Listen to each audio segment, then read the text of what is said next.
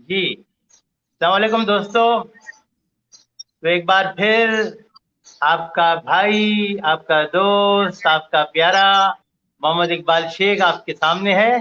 और इस वक्त जो शख्सियत को मैं आज से मुलाकात करा रहा हूँ, इनसे मेरी आज इत्तेफाकिया मुलाकात हो गई है।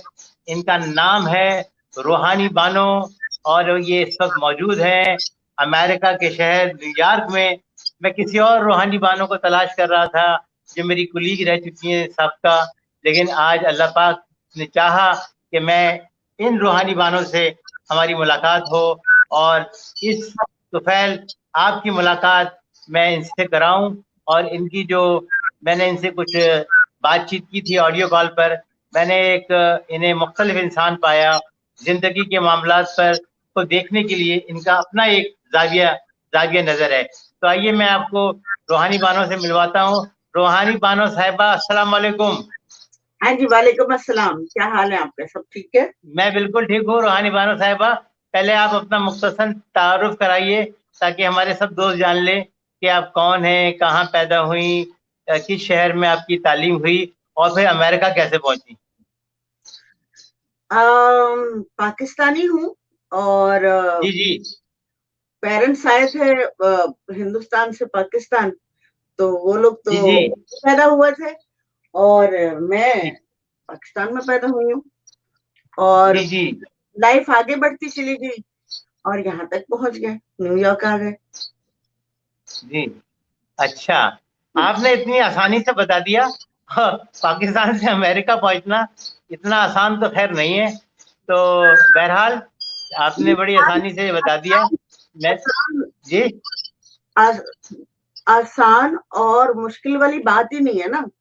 हर बंदा अपनी जी। किस्मत और हाथ की लकीरें लेकर आया हुआ होता है। उसने जहाँ पैदा होना होता है और जहाँ मरना होता है वो ऑलरेडी डिसाइडेड होता है। जहाँ ट्रैवलिंग करनी होती है वो भी डिसाइडेड होता है।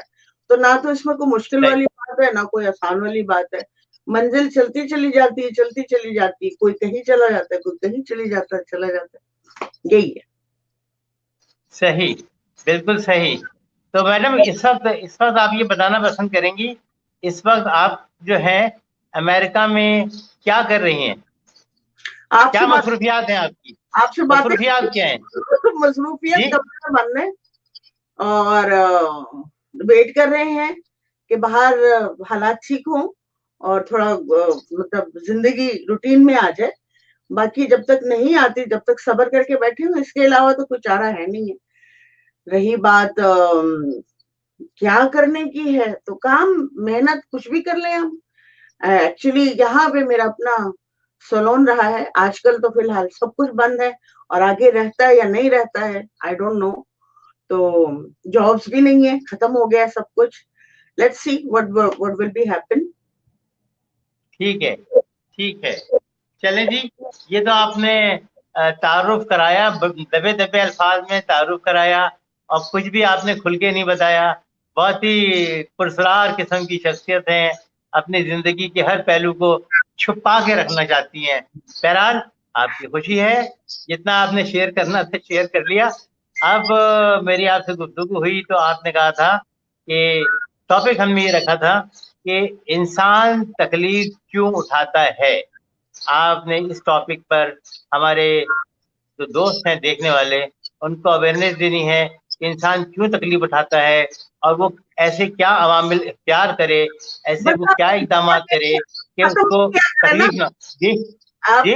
भी तो करे ना, इतना लंबा मैं बोलने तो दे ना, मुझे आधा घंटा का टाइम है ना, तो लेट मी टॉक। ठीक ओके है। ओके। इंसान तकलीफ क्यों उठाता है, इस पे आप अब मैं बिल्कुल खामोश हूँ। अब आप बोलेंगी, आधे घंटा आपका। ठीक है। इंसान जब भी तकलीफ उठाता है तो अपने फैसलों की वजह से उठाता है। और जब वो समझता ये है कि मैं समझदार हूँ और बहुत अच्छा फैसला कर रहा हूँ, क्योंकि वो सिचुएशनल भी होता है और उसको लगता भी है, और थोड़ा ईगो भी इंसान का तंग कर रहा होता है।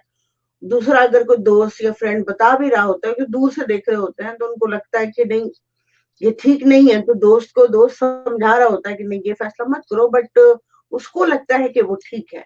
तो उस वजह से जब वो कदम उठा लेता है, पहला स्टेप, जरा पीछे हट के बैठे, बहुत कैमरे के ऊपर बैठे हुए हैं आप। तो उन्होंने फिर ये होता है कि वो जब पहला स्टेप उठा लेते हैं, उनको फिर ये सामने बहुत अच्छी तरह से देखते नहीं है और चल पड़ते हैं, तो पहला कदम जो होता है लाइफ का, वो आखिर तक आपको डैमेज करता चला जाता है अगर आपने सही नहीं उठाया। दूसरा, इंसान की एक नेचर होती है जलन की, बहुत जेलस होता है दूसरों से, कुड़ने की आदत होती है, दूसरा क्यों तरक्की कर गया है, और मतलब वो उसके अंदर वो अपनी आग बुझा नहीं सकता, और इस वजह से बहुत सारी चीजें उस बंदे के साथ होनी शुरू हो जाती है, वो बीमार होना शुरू हो जाता है और उसको ये पता नहीं होता कि वो क्या कर रहा है अपने साथ। तो बस वो इसी तरह लाइफ को चल रहा होता है और बीमारियां उसको घेरे हुए होती हैं और उसको समझ भी बिल्कुल नहीं आता कि मैं और फिर भी अपनी ईगो पे अड़ा रहता है कि मैंने लाइफ में बहुत अच्छे फैसले किए हैं, बहुत अच्छी बातें की हैं, फिर भी लोग मुझे इतना तंग क्यों करते हैं। वो अपने आप को कभी अपना मुआवजा करने को तैयार नहीं होता, वो अपने अपने अंदर झांकने को तैयार नहीं होता, अपनी गलतियों को सरेंडर नहीं करना चाहता, अपने आप को जानने की कोशिश ही नहीं करता, असल में दूसरों को ही के लिए जजमेंटल रहता है। जब दूसरों के ऊपर आप पूरी की पूरी एनर्जी जाया कर देंगे तो फिर बड़ा मुश्किल हो जाता है, फिर बड़ा प्रॉब्लम हो जाता है, और आपको फिर बहुत सारी बीमारियों का, बहुत सारी प्रॉब्लम्स का, बहुत सारी सिचुएशंस का सामना करना पड़ता है, और आप फिर अपने आप को ये समझने लग जाते हैं कि मैं ऐसा बदकिस्मत इंसान हूं कि मैंने लोगों के साथ इतना अच्छा सलूक किया, इतना अच्छा रहा मैं, लेकिन मेरे साथ लोगों ने ऐसा क्यों किया, ऐसा क्यों हुआ। हम अपनी तरफ देखते नहीं है ना, अपने आप को खंगालने के, अपने आप को जैसे दही के अंदर आप वो करते हैं तो पर, या दूध के अंदर क्या कहते हैं उसको, मधानी कहते हैं ना, मधते हैं किसको? आप, मधानी। जी जी। तो इसी तरह इंसान को अपने किरदार को, अपनी सोचों को मधना पड़ता है मधानी की तरह, तो एक मक्खन टाइप को चीज बाहर आती है, फिर आपको फायदा हो सकता है। अगर आप अपने आप को पहचानने की कोशिश ही नहीं करेंगे, जानने की कोशिश ही नहीं करेंगे, जी फिर जाहिर सी बात है प्रॉब्लम तो होगी।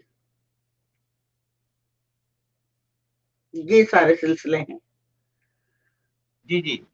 तो मैडम, तो इसको फिर, ये तो, इसका सलूशन क्या है? इंसान ऐसा क्या करे कि वो तकलीफ ना उठाए, हमेशा खुश रहे? देखिए, सबसे पहले तो वो उसका सोल्यूशन ये है कि सबसे पहले अपनी सांसों के ऊपर कंट्रोल करे। सांस दुनिया में सबसे पहला और आखिरी इलाज है, ब्रीदिंग। अगर आपने उसके ऊपर काबू कर लिया, ना तो आपको कोई बीमारी पकड़ सकती है, ना ही आपको जी लोग पकड़ सकते हैं, ना ही लोग, कोई चीज आपको बड़ी छोटी लगेगी नहीं। वो बड़ा आदमी है, वो आपको बड़ा नहीं लगेगा। वो गरीब आदमी है तो आपको वो गरीब नहीं लगेगा, मुश्किल में लगेगा। और अमीर आदमी जी अगर जी। अमीर है तो फिर वो भी कोई मुश्किल नहीं है। मतलब आपको अपनी एनर्जी को सेंटर में लाना पड़ेगा, और ये मतलब अपने ऊपर काम करना पड़ेगा।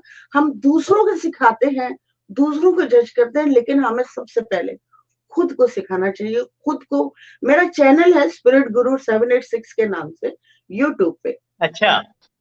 जी जी। उसमें मैं लेक्चर्स, और मेरे कुछ स्टूडेंट्स हैं जिनको मैं ब्रीदिंग एक्सरसाइजेस करवाती हूँ और पास्ट लाइफ जी रिग्रेशन करती हूँ। यहाँ अमेरिका में वो डॉक्टर्स लेते हैं तकरीबन 300। एक नॉर्मल जो थेरेपी करता है वो $300 ले लेता है, और जो थोड़ा हायर, जो मशहूर हो गया है, वो 500 से नीचे नहीं लेता। And I am the first lady in New York, जी पाकिस्तानी जी पाकिस्तानी जी पहली लेडी है जो ये काम इतनी खूबसूरती से करती है कि, लेकिन जी क्या है ना कि हमारे यहाँ इन चीजों को समझते नहीं है, जानते नहीं है, वैल्यू नहीं है। यहाँ सब लोगों को पता है कि पास्ट लाइफ रिग्रेशंस क्या होता है। हर बंदा तड़पता है करवाने के लिए, क्योंकि इससे आपके कैथार्सिस, आपके खौफ, आपका फोबिया, आपके गिल्ट, आपके माइंड के सारे कंफ्यूजन, दूसरों को गलत समझना, दूसरों को पहचानना नहीं, दूसरों पे शक करना या जल जाना उन लोगों से, ये सारा कुछ पास्ट लाइफ रिग्रेशन से दूर हो जाता है। इवन आपकी जो फिजिकल बीमारियां होती हैं वो भी खत्म हो जाती है। इसके 5 सेशन होते हैं। एंड लेकिन मेरा जो पाकिस्तान जाना हो नहीं रहा और ये थेरेपी कर नहीं सक रही हूँ वहां पे जाके। वैसे तो मैं यहाँ तो करती रहती हूँ, लेकिन एक्चुअली यहाँ तो है, लेकिन वहां कोई भी नहीं है जो इस थेरेपी को इंट्रोड्यूस करवा सके। और ये बहुत कीमती, इसको ऑनलाइन अगर आप स्टडी करेंगे ना पास्ट लाइफ रिग्रेशंस को, तो आप हैरान हो जाएंगे। इसके बारे में बहुत कुछ लिखा हुआ है। मुझे लगता है कि सबको स्टडी करना चाहिए। और मैं ऑनलाइन भी मैं फ्री करती हूँ। पहली बात तो ये है, मैं चाहती हूँ कि लोगों को फायदा हो, और जो कमबख्त जिंदगी गुजार रहे हो, कमबख्त जिंदगी से बाहर आ जाए। और ये है सिलसिला। जी मैडम, मुझे बेहद खुशी हुई। एक तो आपने ये बताया कि ब्रीदिंग जो है, प्रॉपर ब्रीदिंग जो है, ये एक सोल्यूशन है हमारे बहुत सारे मसाइल का। और आप अपना एक ग्रुप भी है, पहला और आखिरी सोल्यूशन है ब्रीदिंग। पहला और आखिरी। आप 5 करोड़ दवाइयां खा लें, हर तरह के अच्छे अच्छे खाने खा लें, अगर आपका सांस ठीक नहीं है, आपकी नस आपका सांस नहीं जा रहा, तो आपको बीमारी होगी होगी। जब आप पूरी की पूरी, आपको पता है कछुआ 400 साल जिंदा रहता है, कम से कम बहुत कम उम्र भी हो तो वो 250 साल जिंदा रहता है, क्योंकि एक सांस वो 4 मिनट के बाद लेता है। 4 मिनट तक वो सांस, हाँ, तो इसलिए वो इतना लंबा जीता है। जी अच्छा मैडम, तो फिर ये बताइए, हम लोगों को सबको एजुकेट कीजिए कि सांस लेने का सही तरीका क्या है। हम सही तरीके से सांस किस तरह ले सकते हैं?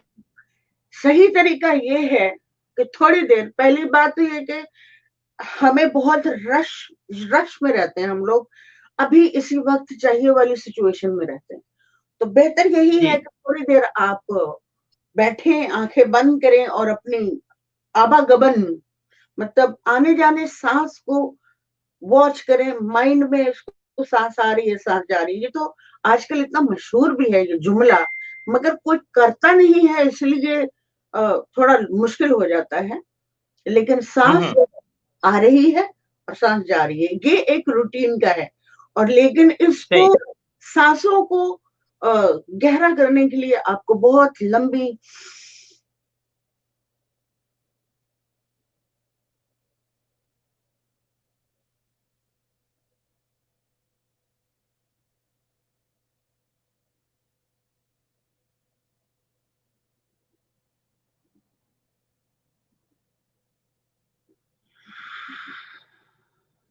मैंने थोड़ा छोटा लिया है, क्योंकि जाहिर है मैं वीडियो पे हूं, तो लेकिन ये कि तरीका है। सांस आपने ली और रोक ली, आपकी सारी बीमारियां, blood pressure, sugar, heart disease, पूरी बॉडी में यहाँ जहां पे भी आपके बबल्स बने हुए हवा के, वो सब बाहर निकल जाएंगे सिर्फ ये करने से। और मैं तो बस यही कहूंगी कि खुदा के लिए करो और अपनी सेहत बनाओ। और कोरोना वायरस से का सबसे बड़ा सोल्यूशन ये है, आपके अंदर ही सारा इलाज है। पूरी कायनात ही आपके अंदर है, सब कुछ आपके अंदर है। सिर्फ नॉलेज की जरूरत है, पहचानने की जरूरत है, पता होना चाहिए कि करना क्या है और कैसे करना है। सही सही, ठीक है। तो मैडम, आप थोड़ा थोड़ा करके बता रही हैं। एक्चुअली मैं चाहता ये हूँ कि आप अपना मुकम्मल तारुफ करा दें। एक आपने अभी बताया कि आपका एक ग्रुप भी है जिसमें आप एजुकेट करती हैं लोगों को। अभी मैंने आपका प्रोफाइल पे देखा, आपका एक यूट्यूब चैनल भी है। जी, मेरा यूट्यूब चैनल है। और लोग किस किस तरह आपसे फायदा उठा सकते हैं, कहाँ कहाँ जाके आपके इल्म से फायदा उठा सकते हैं? देखिए, मैंने अपना एक पर्सनल नंबर, मैंने कराची का एक नंबर मैंने रखा हुआ है स्पेशली व्हाट्सएप के लिए। उस पर मैसेज करके छोड़ सकते हैं और अपनी प्रॉब्लम डिस्कस कर सकते हैं। छोटा सा मैसेज में अपनी प्रॉब्लम या बीमारी बता सकते हैं मुझे, और फिर मैं पिक जी, करूँ किसी भी शख्स को, देखूंगी कि इसकी सिचुएशन, कुछ लोग बिल्कुल ही मेंटली वो होते हैं कि मैं बहुत दुखी हूँ, मैं बहुत परेशान हूँ, लेकिन वो होते नहीं है बस। अच्छा, लेकिन कुछ लोग सचमुच होते हैं, तो मुझे पता लग जाता सही, है। मैं योग करती हूँ, आई एम योगी। अच्छा, हाँ, सूफियाना योगी हूँ मैं। जी, सूफियाना योगी, जी, जी, सूफियाना, योगी, साधु एंड सूफी, ये एक ही चीज है, जी, बस इनके कपड़े डिफरेंट होते हैं। क्योंकि साधु जो है हाँ, वो जी, जंगलों में रहता है, और उसको अपने जी, ऊपर ऑरेंज कपड़ा डालना पड़ता है, इसलिए जो ऑरेंज आपको तमाम जानवरों की आंखों पे पट्टी बन जाती है, वो आपको काटता नहीं जी, है, सही, वो आपको तकलीफ नहीं देता ऑरेंज कपड़े। सही, लेकिन सूफी मोस्टली वो इस तरह की जगहों पे नहीं रहते, वो डिफरेंट जगह पे रहते हैं जहाँ थोड़ा जी, सिक्योर सा, तो वो वाइट लिबास पहनते हैं। सही है, सूफी एंड साधु जब से दुनिया बनी है तब से है। जी, इनका इनका दोनों का किसी रिलीजन से कोई ताल्लुक नहीं है, सही, ठीक है। ये जी, जी, ऑर्गेनिक गॉड को जानते हैं ये लोग, ऑर्गेनिक। सही, उनके पास किसी आमद की जरूरत नहीं होती, वो अपनी मेहनत से खुद को गॉड से रिलेट करते हैं। सही, मेरे पास तो बहुत सारे टॉपिक्स हैं, बहुत सारी बातें हैं, बहुत सारा कुछ शेयर कर सकती हूँ। मैं तो आपका आधा घंटा सुन के वैसे ही कंफ्यूज हो गई थी कि मैं आधे घंटे में क्या बताऊंगी, यू नो, थोड़ा सा मुश्किल हो जाता है। कोई कोई और काम की बात जो आप बताना चाहती हैं, ह्यूमन नेचर के बारे में आप कुछ कहना चाह रही थी, तो वो ह्यूमन जरा बता दें कि ह्यूमन ह्यूमन नेचर। जी, ह्यूमन नेचर जो होता है वो आपकी ब्रीदिंग होती है, जो आप छोड़ चुके हैं और उसको ध्यान ही नहीं देते। सांस आई, आपने देखा जब गुस्सा आता इंसान जी, जी, करने अच्छा, लगे। एक बात, ये जो गुस्सा है, ये अपने छोटे से पर ही क्यों आता है? गरीब पर ही क्यों आता है? अपने बॉस पे क्यों नहीं आता? अमीर पे क्यों नहीं आता? इंसान बहुत ईगोइस्ट होता है, ईगो पाल के रखी हुई है उसने। जी, जो उसके साथ हो रहा होता है वो अपने से नीचे जी, वाले के साथ करता है, कि उसको पता है कि मैं बॉस के आगे मैं कमजोर हूं, मेरे आगे ये कमजोर है। तो ये चेन है, ऐसे करके बनती भी चली आ रही है। तो वो भी ईगो वाला है, जो उसका बॉस है, ये खुद भी ईगो वाला है। और जो नीचे जिसको डांटेगा या जिसको बेइज्जत जी, करेगा, वो उससे नीचे अपने जी, बच्चे को जाके डांटेगा या अपनी बीवी के मुंह पे थप्पड़ मारेगा जाके गुस्से में। जी, जी, सब ईगो है, ये ह्यूमन नेचर है नहीं है ना, जी, जी, ये ह्यूमन नेचर नहीं है, ये ईगो नेचर है। तो 90% अच्छा, जी रहे हैं वो ईगो जी, नेचर पे। जी, तो दस सही, परसेंट लोग जिनकी वजह से दुनिया चल रही है, वो टेन जी, परसेंट और 10% क्या बिगाड़ लेंगे 90 का। तो वो ये करते हैं कि जहां तक हम अपना बचा लें, अपने बच्चे बचा लें, उनके दिमाग खोल दें, जी, उनको बता दें। आपको मेरे पास तो ये जैसे आपके भाई साहब हैं, यहूदी भाईजान हैं, समझे ना आप? जी, इनका जी, जी, डिस्कशन करने लग जाऊं तो आपका तो फेसबुक के लिए जगह नहीं बचेगी, इतना कुछ मैं इनके बारे में बता सकती हूँ। ये ये दुनिया में कम से कम लोगों को पैदा करते हैं, अच्छा, और जब पैदा करना होता है तो अपनी वाइफ को आसमान पे चढ़ा देते हैं, और ड्यूरिंग प्रेगनेंसी उसको ऐसे ट्रीट करते हैं कि वो चांद पे रह रही है, और वो अकेली रह सही, रही है, चांद की मालिक है वो। क्योंकि उनको सही, बहुत बेहतरीन तरीन क्लासी बनना चाहिए इस दुनिया में, इस जी, पूरी अर्थ को काबू करने के लिए। बाकी तो कीड़े सही, मकोड़ों की तरह लाइफ गुजारते हैं ना। हमारी औरतों के सही, साथ, देसी औरतों के साथ जब वो प्रेग्नेंट होती हैं तो उनके साथ अच्छा बुरा सलूक हो रहा होता है। उनको बस कपड़े चाहिए होते हैं, उनको ज्वेलरी चाहिए होती है, उनको चप्पलें चाहिए होती है, उनको मेकअप चाहिए होता है। मैंने उस औरत से ज्यादा वहां पार्टी में सबसे ज्यादा मुझे लोग देखे, क्योंकि वो खोखली है अंदर से, जी, जेवर पहन के अपने आप को ये साबित करती हूँ कि हम भी वजूद रखते हैं, सही, समझे ना? जी, जी, आप हैवी लोड हो जाते ना, गोल्ड यहाँ पहन लिया, गोल्ड यहाँ पहन के बताया सामने वाले को, लुक मैं जो, मैं भी कुछ हूँ। ईगो, सिर्फ तुम ही नहीं हो, मैं भी हूँ। तो हमारी औरतों को ये टीच करना चाहिए कि जिन चीजों से कोई वर्थ नहीं बनती, आपका आप अंदर से खोखले हो, आपने बिल्कुल छोटे लेवल पे आप जिंदगी गुजारे, आप खुदा को तो पहचानते हो, खुदा को पहचानते होता ना, जो जो बंदा खुदा को पहचानता है। जी जी। इबादत करना एक अलग बात है कि हाँ अम्मी ने कहा है 5 नमाजें पढ़नी है, और अब्बू ने कहा है कि कुरान शरीफ भी पढ़ना है, या गीता पढ़नी है, या तोरा पढ़नी है, जो भी आप जिस जगह भी पैदा हो रहे हैं, बस इतना ही करते हैं। बस बस आप, सुनाई दे रहा है आपको? जी जी जी जी बिल्कुल। अच्छा, अच्छा मैडम, सुनाई दे रहा होगा कि नहीं? जी जी सुनाई दे रहा है मुझे। नहीं, अच्छा, आवाज आ रही है लोगों को? जी जी आ रही है। अरे बाबा, इंटरव्यू डायरेक्ट जा रहा है? जी डायरेक्ट जा रहा है फेसबुक पे। अच्छा अच्छा मैडम, आपने बहुत अच्छी तरह गुफ्तगू की और बहुत ही इंसानी नफ्सियात के पहलू पे रोशनी डाली। अब सुने, इस तकल्लुफ की कोई जरूरत नहीं है, आपने बहुत अच्छी तरह से ये किया वो किया। मैं अच्छा मुझे अच्छा चलिए मैडम, मैं आखिरी सवाल कर रहा हूँ, आखिरी सवाल ये कर रहा हूँ आपसे कि ये जो हमारे रेहान अल्लाह वाला भाई ने ये इंटरव्यू का सिलसिला शुरू किया, और जिसके तुफैल मेरी आपसे मुलाकात हुई, और आपकी बातें बाकी पाकिस्तानियों से भी मैंने तारुफ कराया, आपको लोगों ने जाना, तो आपको ये सब कैसा लगा कि मेरा आपसे मुलाकात, आपका ये इंटरव्यू, तो ये आपसी इंटरव्यू जो है, इसके बारे में आप क्या कहते हो? इसकी अफादियत पे आप कुछ कहना चाहते हैं?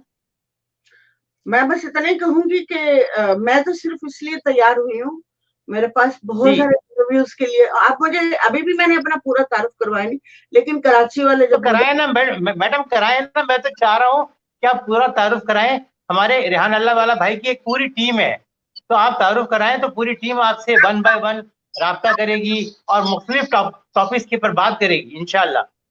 ठीक है, आपका जब इंटरव्यू चलेगा ना, तो आपको लोग खुद ही जी कनेक्ट करेंगे और बताएंगे मैं कौन हूँ। ठीक है, अच्छा। कुछ तो बताएंगे चले जी। कुछ तो बताएंगे कि मैं कौन हूँ खैर, लेकिन तो थोड़ा बहुत तो बता देना, थोड़ा बहुत तो बता दें, ताकि मैं ये मुझे क्रेडिट मिल जाए कि ये जो हीरा जो है, एक पाकिस्तानी हीरा रूहानी बानो के नाम से न्यूयॉर्क में छुपा हुआ है, उसको मैंने डिस्कवर किया, मैं उसको तलाश करके लाया और मैंने पाकिस्तानियों के सामने उसको पेश किया। नहीं, बस आपको, आप वेट करें, अगर कोई मेरे जानने वाला या कोई कराची वाले की इंटरव्यू देखेंगे तो वो आपसे खुद ही कनेक्ट करेंगे, और मैं तमाम कराची वाले, लाहौर वाले, जो कोई भी मुझे जानता है पहचानता है, प्लीज आप जी इनसे कांटेक्ट करके मेरे बारे में बताएंगे मैं कौन हूँ। तो जी रही बात मेरी आगे, मेरा इस वक्त का जो करंट का जो तारुफ है वो यही है कि जी मैं एक सूफी योगी हूँ, और मैं सीख रही हूँ। भी हो गई हैं। जी हो, मैं हो नहीं गई, मैं पैदा ही ऐसी हुई हूँ, लेकिन मैं रेगुलर लोगों की लाइफ गुजार रही थी, अब मैं ऑर्गेनिक लाइफ गुजार रही हूँ। पहले आम जैसी जो दुनिया गुजारती वैसे गुजारती थी, अब मैं ऑर्गेनिक गुजार गुड। रही हूँ, जी जी ठीक है नेचुरल। मैडम। जी जी मैडम, आपसे मिलके बेइंतहा खुशी हुई मुझे, और मेरे और साथी भी हैं हमारी टीम के, रेहान अल्लाह वाला भाई की टीम के लोग जो हैं, वो भी आपसे राब्ता करेंगे, और इंशाल्लाह आपकी बहुत ही जो, आप एक यूनिक पर्सनालिटी हैं, और जिंदगी के मामलात को आप एक मुख्तलिफ एंगल से देखती हैं, और आपने बताया कि यू आर बॉर्न सूफी, सूफी बचपन से थी, लेकिन आप एक मुख्तलिफ जिंदगी मैंने गुजार रही थी। मैंने ऐसा कुछ जी नहीं मैंने ऐसा कुछ नहीं कहा कि आई बोर्न सूफी, मैंने कहा अच्छा। हर इंसान सूफी है, मैं भी हूँ, मैंने पहचान लिया अपने आप को, मेरी जागृत हुई है, दूसरों की सही जागृत, है। That's it. हम ऑर्गेनिकली खुदा को पर्सनली जानते हैं, जहां से आए हैं, हमारी स्पिरिट जानती है खुदा को। तो आई ठीक born, you born, everybody born सूफी या साधु, ठीक बट लेकिन हम ठीक। लोग दुनियावी माया में फंसे में हैं और इसलिए उस सही। तरह का दुख नहीं पहचानते। हम सिर्फ प्रैक्टिस ठीक। करते हैं, तो माँ बाप ने कहा है कि ये नमाज पढ़ लो, घंटा बजा लो, मंदिर चले जाओ, अल्लाह अकबर कर लो, 7 चक्कर लगा लो, ऐसे डायरेक्टली खुदा को। ठीक है, ठीक है जी मैडम, बहुत बहुत शुक्रिया, आपने इतना कीमती वक्त निकाला और नहीं मैडम, बहुत ही शॉर्ट नोटिस पे हाँ, आपने मुझे नो, इज्जत इज्जत बख्शी और मेरे जैसे न्यू कमर के साथ आकर आप बैठी और मुझे इज्जत अफजाई की। बहुत बहुत शुक्रिया आपका।